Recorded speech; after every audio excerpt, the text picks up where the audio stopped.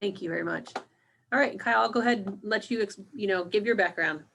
Yeah, so I also graduated in the class of 2019 at Knox, and I studied marketing. I actually came in as an economics major before business and management was sort of elevated into the major. And um, my between my junior and senior year, I interned at a marketing company in Chicago. They specialize in visitor marketing, so they do a lot of work for like the touristy places in Chicago, so like Navy Pier and the Willis Tower and the John Hancock Center. So um, I think that was a really good experience for me. I going into that, I knew I wanted to work in marketing in some capacity, and that was really my introduction into doing real work for clients. And I think that was a really important stepping stone for me.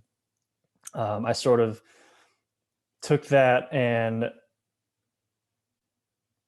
sort of went deeper into the world of paid media from there, and so that's how I got into my interest for my first job coming out of Knox, which was at a media agency. And so I did um, work with paid media and advertising. So I think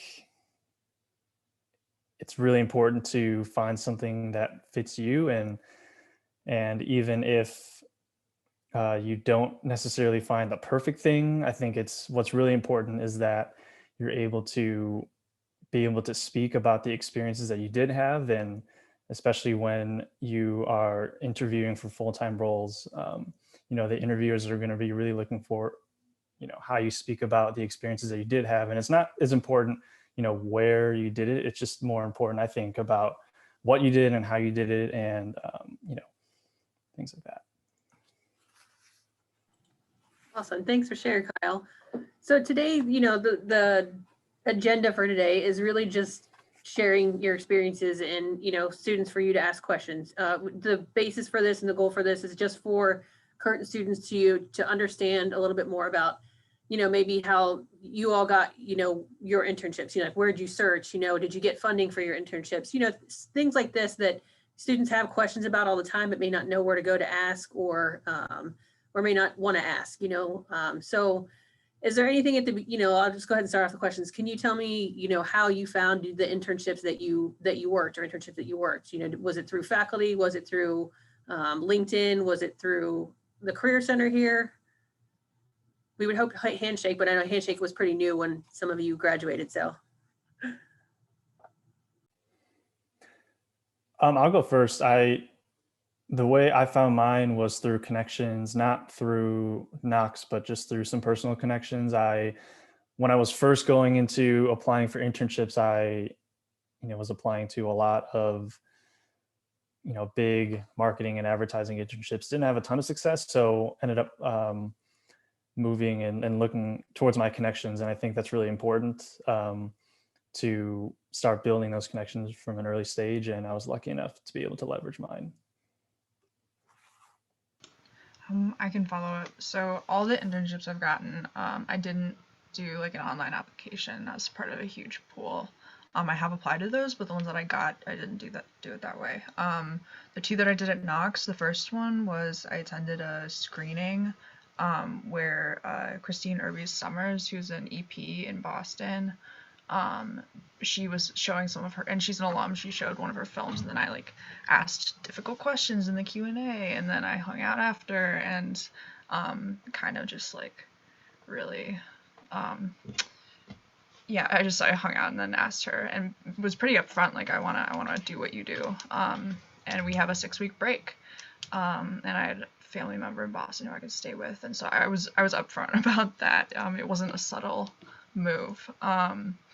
So, and then the other one, I worked as a PA on, I think Neil Blackadder had a script that was produced, and I was a PA on set, because I had film production experience, and then I met my future boss for one of my internships there, and then I got to bypass the interview process for that one, because they'd already worked with me on set. But I think getting funding, I think something really important that I appreciate now and appreciated while I was at Knox is that there's like funds for covering expenses for internships that are just for Knox students. So if you like, that pool is really small compared to trying to get money once you leave Knox and you're like competing nationally for a grant or something. So that's something to take advantage of. Absolutely, like at the Richter funds, or I don't even know what they're called anymore.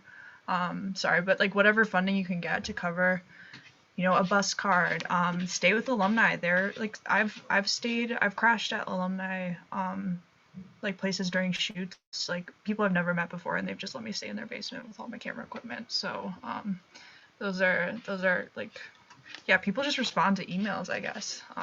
It's really the moral of that story.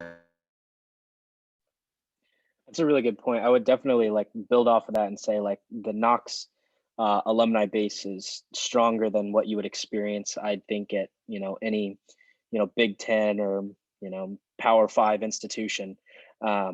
Definitely leverage those. You know, there's a really good resource on this call in Eric Johnson. I don't know how many phone calls or how many meetings I had in his office that, you know, we would reach out to alum. And, you know, there was an alum in LA. I met her twice. I never ended up, you know, staying with her or anything, but she took me out to lunch, and she worked at Disney and gave me a tour and bought me a little gift bag. So, and, you know, too, you'll never know when those connections could work out for you down the road. So just really building your connection your connection base. But Kyle made a good point too about, you know, he applied for a lot of like the, you know, the bigger name internships. And what I'll say against that is that, you know, I think personally you're going to learn more and get more hands-on at a smaller, you know, smaller business, smaller firm, you know, whatever field you're in. They'll allow you to do a lot more. You know, yeah, having like a nice, glamorous, you know, well-known name on your resume will certainly, you know, maybe get you in the door. But once you get into the position, you know, you're going to have probably a lot more experience coming from, you know, from a smaller experience. But yeah, a lot of mine was, you know, resources through Eric, and just reaching out. And then, to be quite honest, my last internship was just a lot of luck. His son decided to visit Knox, and I gave him a tour. And so, you know, sometimes it's weird how it works out. But, you know, had I not positioned myself to had the experience I'd had, I don't know that I would have been ready for that internship. So that's what I would say. Thank you. Students, does it bring up any questions for anyone so far?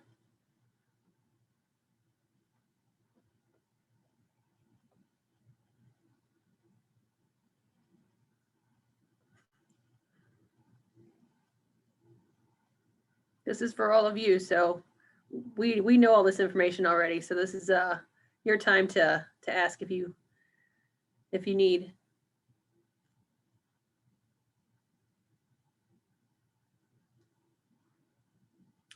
Well, I'll ask another question. Do the three of you feel that having, okay, I guess, well, did you have your resume and / a cover letter up to date? Do you feel like you worked with the Career Center on that? Do you feel like that's something you were capable of doing on your own? Do you think that mattered in the internship that you got?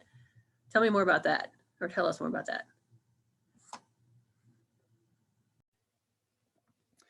I'll go first again. I think they're definitely important, and I received a lot of help from the Career Center developing those. When I was applying for internships, I was definitely doing both resume and cover letter. I think it's important to tailor them and make sure that, you know, you're really putting your best foot forward, because especially with the resume, you know, that's the first thing that the recruiter is going to look at, and you want to make sure that it's representing the best of yourself. I think cover letters, I might have, I don't know, like if it's a hot take necessarily, but at least in my experience and from what I've learned from some of the resources that I've relied upon, is that sometimes they may not be necessary, just simply because the recruiters don't have the time sometimes to really read through a cover letter. It certainly wouldn't hurt to include one. I think that's my end all opinion. So I think it's worth the effort, but just know that it might not get read. So that's my 2 cents there. I can follow up. So I think I was in the Career Center a lot. I think Krista was there, and I remember like bothering her quite a bit. But I think I would take in drafts of resumes and then update them. I think I just also went in and told her like I would really love to work in the field that I'm studying, and made that clear. And then she helped me out from there. But just with different paths forward. So yeah, I think I went in with a draft and then tailored the draft maybe in the Career Center. And then cover letters, for me it depends on the application. And sorry, I'm distracted. Question. There are some applications, like if I'm applying to a nonfiction fellowship, my cover letter is going to read like a creative nonfiction essay. It's going to reflect like what I studied and why I studied writing, which is because I love it and I'm good at it. Versus a creative, or just like a cover letter for a bunch of other, just like kind of your more general cover letter, which is like, I don't know, half a page or something. I'll just kind of like hit the high notes and try to include something interesting. I've got like some pretty gory stories from like set. So I'll throw in a couple of those typically just to stand out a little bit. That's all I got. It's a really good point. One other thing that I would mention based on that too is don't tailor your resume so much to what you think is most important. Tailor your resume to what the job description says is most important. So like if they highlight key points in there, throw those words in your resume. A lot of times, maybe not so much at smaller businesses, or smaller companies, but as you apply for ones where they're going to have 200 or 300 applicants, your resume is not getting seen. It's going through a computer first and getting scanned. You have a much higher likelihood to get through that computer scan if you match things that they say are important on the job description. Also too, what I'd recommend is once you do apply, use LinkedIn as a resource and don't be afraid to reach out to people. If you can find the hiring manager, you can find someone that may be able to introduce you at the company, that greatly greatly makes it more successful to go through that scanner. So that's kind of what I would say building off of that. Very good points. Jordan, if you need a job here, I'm pretty sure Scott would be, you basically details as to say, so. Appreciate it. They're all extremely valid points. And that's what we try to, to offer here in our center. It's not just about, we're just going to help you create your resume for nothing. Like we're here to help you tailor it to whatever you want to do. So whether it is a creative writing field or a media field or whatever. But there are a couple questions here we have in the chat box. The first one is, and anyone can take this or multiple people can answer. Were you nervous that maybe during or after your internship, you didn't feel like you were on the right path, like you weren't sure if that was what you wanted to do?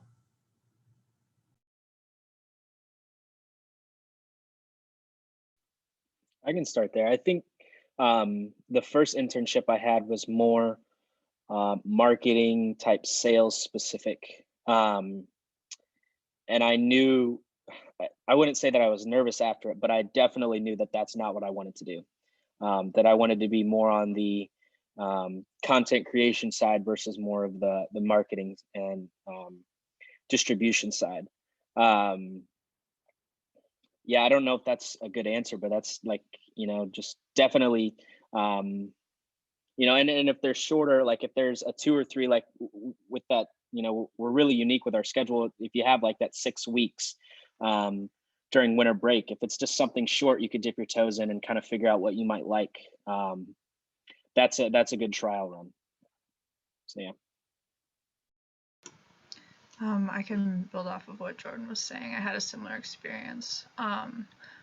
Where I work now, I was an intern before I got hired on, and I was my internship was in Impact, so I was an Impact intern. So Impact with film is like designing the impact campaign after the film. So we're really trying to make sure that the film has a life beyond festivals and can make social change, which is something I'm definitely passionate about. But I am not a coordinator I'm not like a super organized person. I'm not like a coordinator. I don't love sifting through emails all day. Some people are really good at it, and those people are invaluable for especially like film production. But that was my internship, and so I knew about a month in that like I was doing tasks that were not really up my alley. I could do them and was happy to, but I knew that I wanted to be in development, and I knew that there were projects being developed within the company that I could help on. And so I made that clear in a way of like not saying like I want to pivot or not saying I don't want this internship, but I said like I want to help out on this project because I think I'll be really like I think I'm useful in this. And I was able to like specifically cite work experience or just like prior knowledge on the topics that those projects were about. And so through that I was able to pivot and I got hired onto both of those projects. So I guess that, yeah, I was on the wrong path kind of, and was vocal about it. The thing with like a lot of interns, which like I meet a few interns every couple months now by working at Kindling. I think the interns that stand out are the ones who are vocal about their interests. We're not gonna know who you are unless you tell us. And it's uncomfortable, and this kind of goes to the third question, which like how do you approach people and talk yourself up without sounding full of yourself or too confident.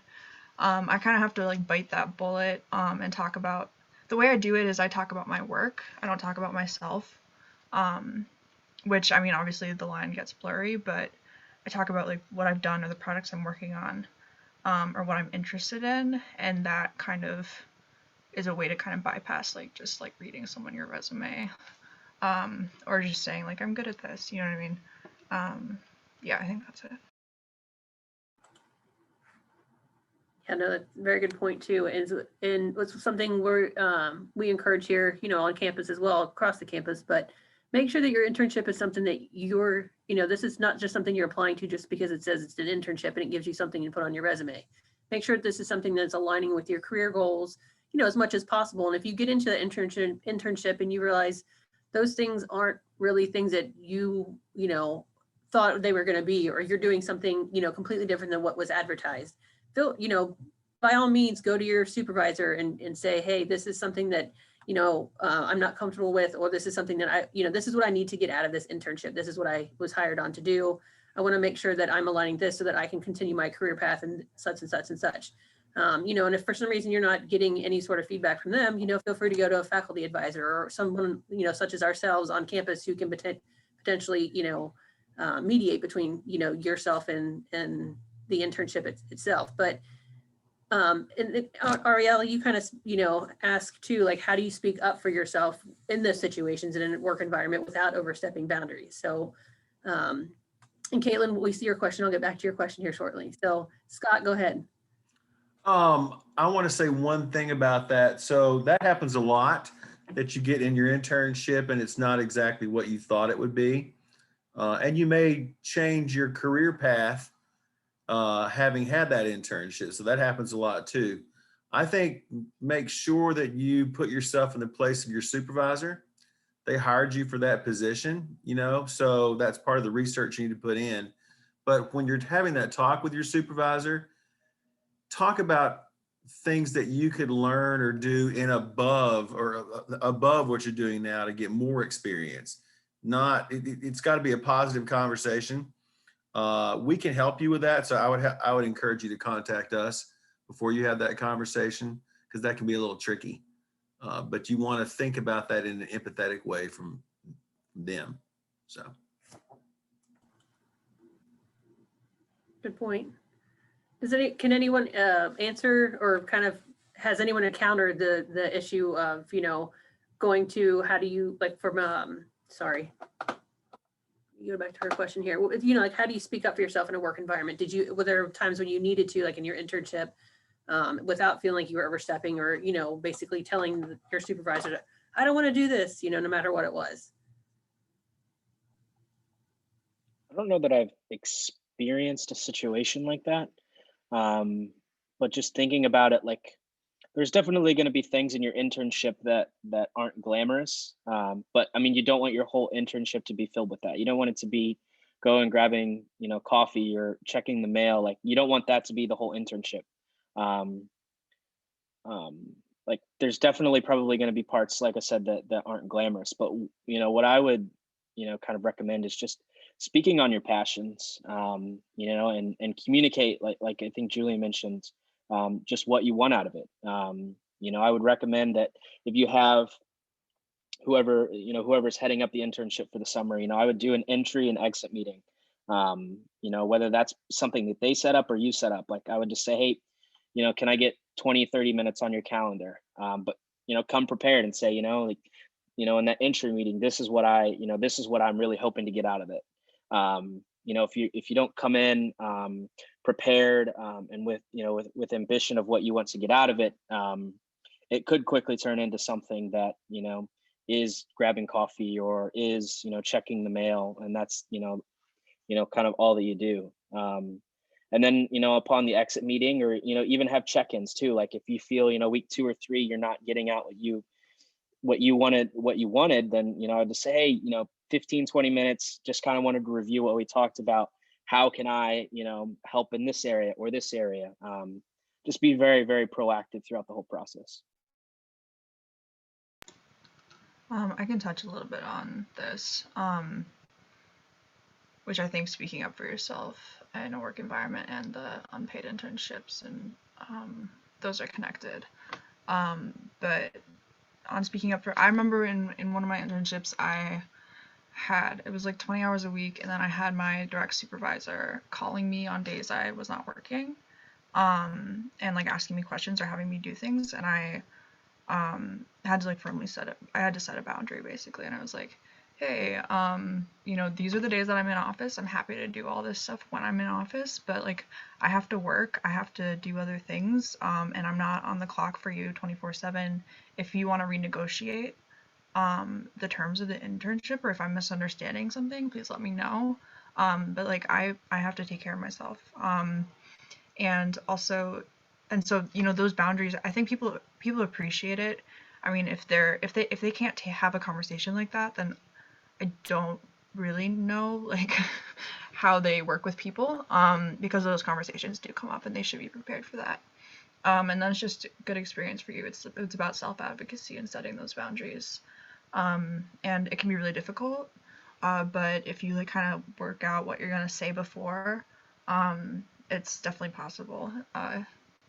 And then on the unpaid internship portion, is it okay if I pivot to that one because it's kind of related? Yeah, totally fine. We have some information I'll follow up to once you're finished, Julia. Okay. So yeah, I've had unpaid internships. So the way that I could make them work was by staying with Knox alumni, so not having to cover rent, or staying with family members, or getting like funding for even just like I mentioned earlier, like a bus card through Knox, getting some of those internship expenses paid for. Right now, because so many things are remote, I think that it's possible to you can maybe do a remote internship without worrying about having to move or travel or cover those costs. Not to say that there aren't downsides to that, there are, but that's kind of a silver lining, I guess. You could work in LA without actually having to pay like LA coffee prices, which is nice. And then ultimately though, unpaid internships are, I think, they're exploitative. They're not okay. I wish they didn't exist. I don't think they should exist. I think it's class warfare. So you should know what in your state is legal and what isn't with your unpaid internships. I know in Illinois, there are specific things that they have to offer you. They have to offer you educational opportunities in order to have you work for free. Most interns are not going to know that, and they're not going to bring that up with their supervisors, but that is against the law for them not to be offering you like lunch and learn sessions or like one-on-ones. So I'm not saying like bring the legislation like in with you the first day, but know that you have rights, and what they're doing, and they know this. Everyone who offers an unpaid internship knows that it's like pretty unethical, and so like hopefully if you're working for good people, they'll work with you on that. It's been necessary for me to get a job to do unpaid internships. But I really make sure that I'm getting my, all of everything I can out of it, while also maintaining like my own well-being and putting up boundaries, because I have to make money and I have to live. So yeah, it's tough. It's a weird balance, but it's possible. So a couple great points there that Julia brought up, and Jordan will be able to relate to, because Jordan did an internship at a TV station that I did an internship with in college, and I didn't make any money on my internship, and so the ethics issue comes into it pretty full, in my opinion here, and I had an offer for two radio stations between my freshman and sophomore year of college. One was at a radio station in Peoria, a little bit bigger market, a little bit a more well-known person that I was working for. But Galesburg had a wonderful opportunity and similar coverage that I would be doing, but they were going to do everything they could to pay me like $9 an hour. And in 1998, that's not too bad for a summer internship when you're working, but they knew I was going to be traveling, but they did everything they could to pay me, provide me reimbursement for mileage, because they knew when somebody was doing, they appreciated the hard work. Some of our companies today are very guilty, in my opinion, of rewarding good work with more work. And so if those things, or you feel like that the conversation's being breached as far as when people are reaching out to you, whether it be weekends, evenings, things that maybe we all have busy times, but it never hurts to remind them that, hey, do we need to maybe relook at the job description or what things are being asked? Because I do think that's important, because sometimes it can get to the point where you get so busy that you're doing maybe other responsibilities that aren't within that scope that you originally signed on for, and it can be really psychologically draining, and it has been for me, and sometimes is under the roles that I do today. Now we kind of go with that just because time's kind of crazy, but once we return, and maybe we're more full staffed, and no matter what company we're working for, it's maybe important to revisit that, to remind people that, hey, we need a life too. So I those are some great points, folks, that I think aren't emphasized enough. Agreed. And a big point too for some of the unpaid internships, Julie, it is hard because I think the environment is changing where a lot of companies, are doing their best to provide paid opportunities for students because of, lack of, funding, and some students just don't have that ability to just work something for free and have, someone pay for their bills outside of that. So I think that environment is changing, but there are still some, to be cautious of it. Just because it's unpaid though, doesn't mean, I wouldn't say don't take it. There are funding opportunities within our office and on campus, as you all attested to at the beginning, that you can apply for that are much easier to get than say once you graduate, or something outside of that you're applying for. But there are also our companies, organizations that are like such as nonprofits. Nonprofits, unfortunately, are usually funded through donations and funded through, places that, they rely on funding. So they unfortunately don't always have the resources to pay, their interns, but you still get valuable experience out of it. But again, it goes back to making sure that you're getting the valuable experience and knowledge and whatever it is that you're seeking out of that internship. If any of you are interested in funding, for an internship, whether it's paid or unpaid, we have, like I said, we have funding through our office. There's funding through the Vovis Center. You can contact Kelsey Cunningham in our office. She can put her email in the chat box. But if you ever have questions about that, just feel free to reach out to any of us. Go ahead, Scott. And the Richter Fund just opened up some additional funding up to $2,000 for just this summer. I think you all got an email about that, but be sure, and if you didn't read that, go back, because you may get some more, which is nice. So Knox is full of, from the Power of Experience grants to the Richter funding to our funds, you can get some funding. Personally, I am like everyone else on here, and I despise unpaid internships, but that's the reality in some places, and I agree that it's not a good thing to do. It does depend on the industry. So there are some industries that's just going to be more prevalent than others. So to take advantage of the Knox funding sources, we can help you with that.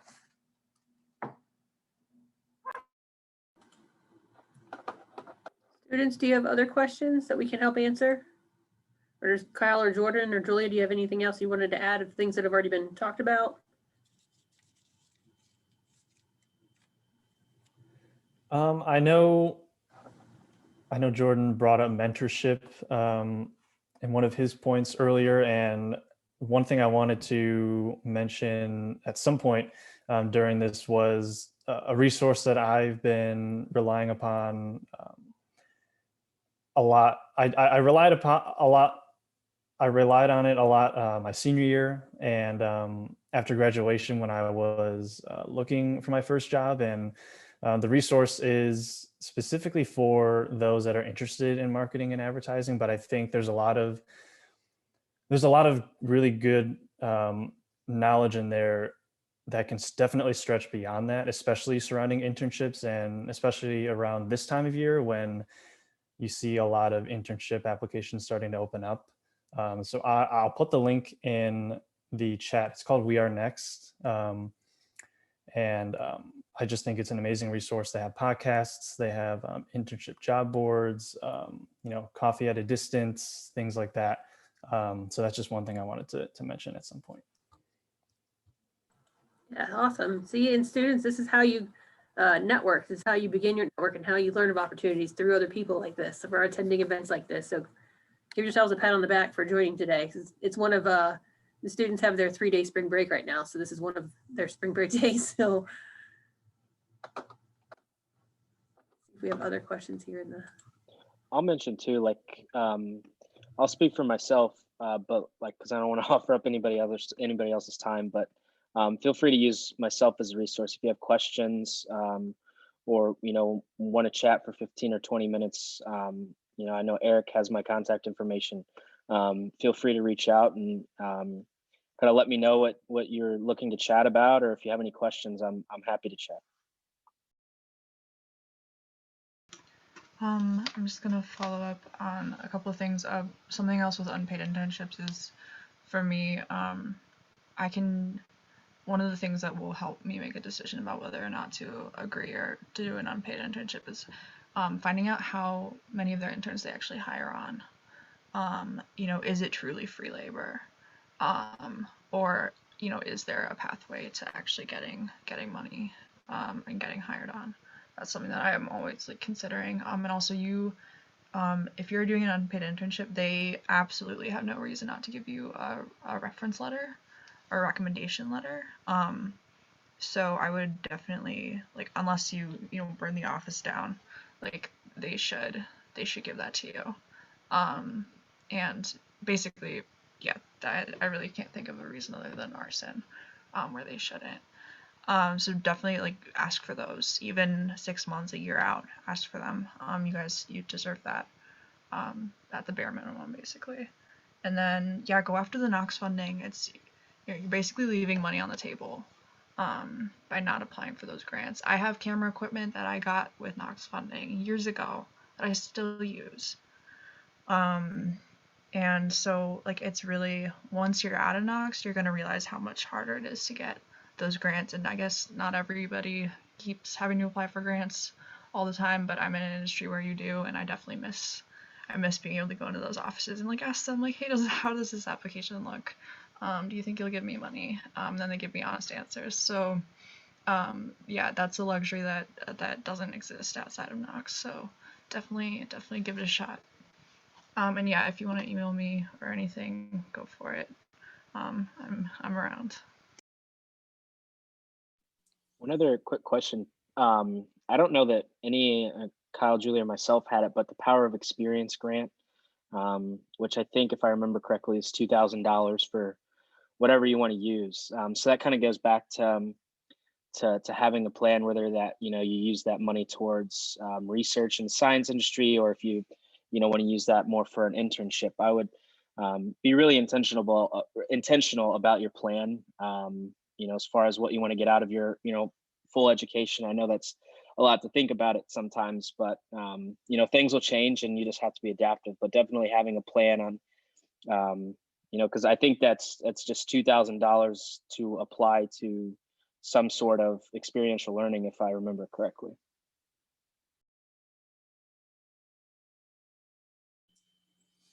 You all might have talked about this early on in the program there. I logged in a little bit late. I had a meeting just right prior to this, but for all of you, what and kind of segueing back on Kyle's post, as far as what's next, I want to hear a little bit from the three of you as far as what your next plans are, your goals, as far as where you're progressing from where you were when you left Knox, how you feel of where you are now, and then maybe where you see yourself, in another year or two, as far as the vision and goal that you have, in your career plans.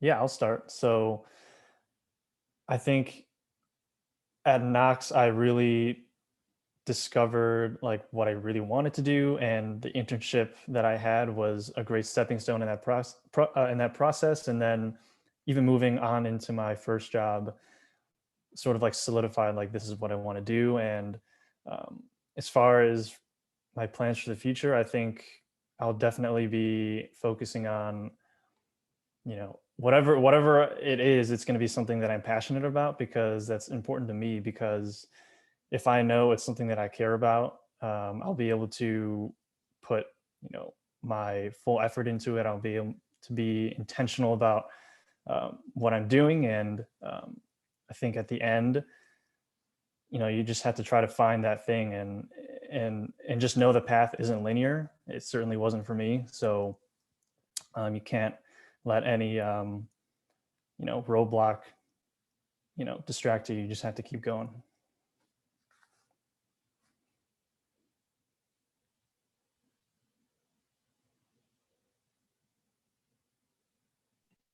I can go ahead and go next. I think for me, my kind of next steps would just be to continue to build off my experience a little bit, and then kind of where I entered the job market at a little bit of kind of a crossroads, more or less, of do I want to focus more on the marketing side of social media, or do I want to focus more on the content creation side of social media? So I think for me, it's just kind of dipping my toes into a little bit of both, and experimenting on, which I like more. It's a lot harder to do once you get into the job field.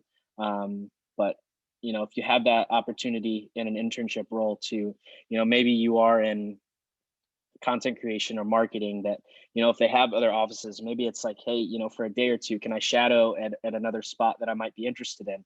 And who knows, maybe that turns into be what you do for a career. So, I would recommend that as well.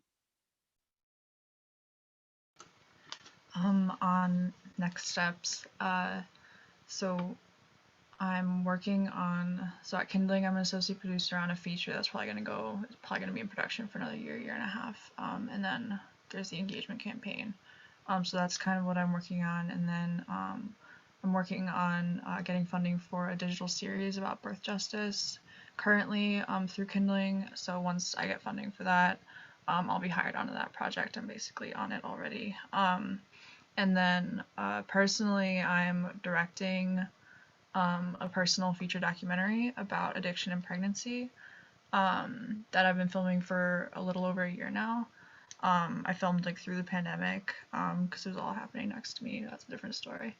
And so I'm doing grant applications and cutting work samples for that, and getting a lot of positive feedback. And then I'm in post on a feature that I started shooting in 2018 about the impacts of the prison industrial complex. And so just workshopping that, and yeah, in post on both of those. I'm just trying to, in the next year or so, I want to have both of those films at least partially funded, hopefully a rough cut of some of them, and then yeah, I'll just be working at Kindling on other projects too.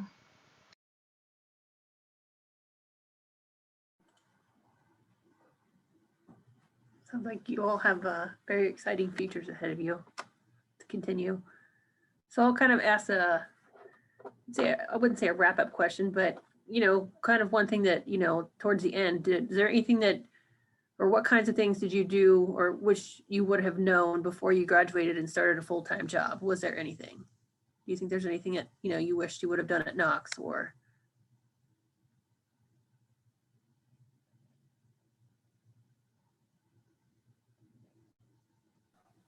I mean, I would say you just have to put yourself out there and get as much experience in whatever it is. I think it's definitely important to get out of your comfort zone, because I know in my first job, I definitely had to, branch out of my comfort zone a lot. So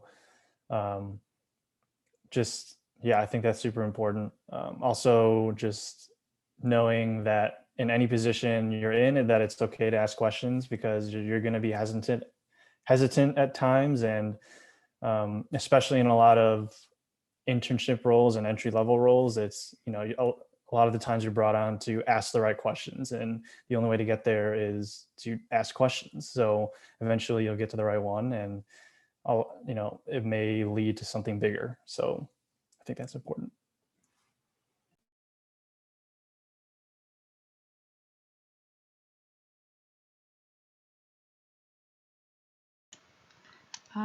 I guess something I wish I'd done my year after my first year out of Knox was definitely complicated, going back to what Kyle was saying about like nonlinear progression.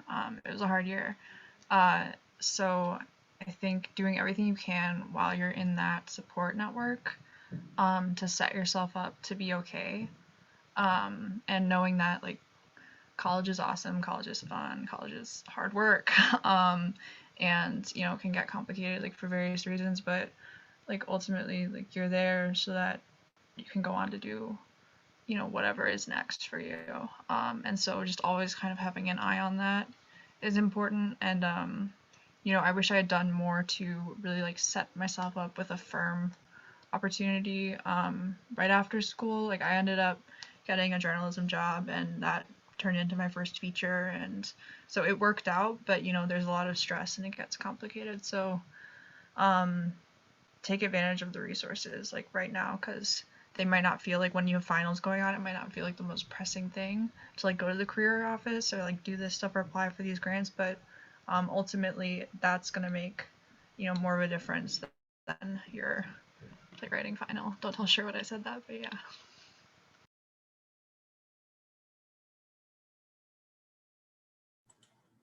All very good points for sure. Students, can we help you answer any other questions that we haven't already kind of discussed, or concerns? Everyone's probably wanting to go back and take a nap. At least I know I am. And I didn't take finals. Kelsey, do you have anything to add? No, totally fine if you don't. I don't even know if you can hear me. If you can. I just have one more thing to let everybody know about funding, because that can really support a lot of opportunities. The VOVA Center Study Abroad and Power of Experience, we're holding a live virtual information session where we can answer a lot of questions that you might have about funding on March 30th at 4:30. It's virtual, so you can just pop on and ask questions if you want to do so in a group setting. It's very casual. We're just there to answer questions and give you some information. But I also want to thank Kyle and Julia and Jordan for doing this. I remember you guys coming through the office, so it's good to hear where you're at now and what you're doing, and sounds like everything's going really great. So thank you. Yes, thank you. Eric, Scott, you have something to add? Yeah, I was just going to say, for those who are seeking, I just checked and there are 1,400 internships posted on Handshake to Knox right now. And, COVID has been sort of interesting, the way that, companies and organizations have pivoted on some of their internships. So 528 of those are offered remotely. Sometimes you have the option of completing the internship either remote or in person, but a lot of times you're paid the exact same, which is quite interesting. So you can intern in San Francisco and be on the beach in South Carolina while you're doing it if you'd like to. So that opens up a little bit of options there for you. But just know that there's a bunch of stuff there. Sorry, my cuckoo clock is going off, so I'll stop talking. I didn't know if that was the career cuckoo clock. Don't give me Scott. ideas. Sometimes it feels like it. Yeah, so I think the only thing that asks me, just to wrap up for the day is students, this is again, this is an opportunity, for you to find, an experience that, whether it aligns with your career goals now or, you change it later on, it's still an experience you can add to your resume and something that you're going to still pick up skills from no matter what. And you're going to find out too, is this something I want to continue to pursue or is it something that I want to change my mind on? So don't be afraid, like Kyle said too, and like Jordan and Julia, don't be afraid to ask questions and speak up, if something's not comfortable, for you, or if you're unsure about something, like I said, we're always here. This is what we do. We're paid to do this. So please come to us if you have questions about any sort of internship, questions or outside of internships, your resume, whatever. But don't be afraid to go to your faculty members too. They sometimes do get notifications of opportunities that we don't get, unfortunately, just because they have connections outside of, we're all here for the same reason and we all try to be as, collaborative as possible, but there's still, like sometimes alumni will send, notifications to a specific department versus, Eric's office or us. So sometimes, check with them. Don't be afraid to, reach out directly to the companies that you're interested in, if there are any. Sometimes there are email distribution lists you can be put on, even as a student, that you'll get notifications of, of upcoming opportunities. So again, don't be afraid to ask questions. That's probably your biggest thing. Or, and I know it's uncomfortable for some of you at first, and I completely understand, been there, done that.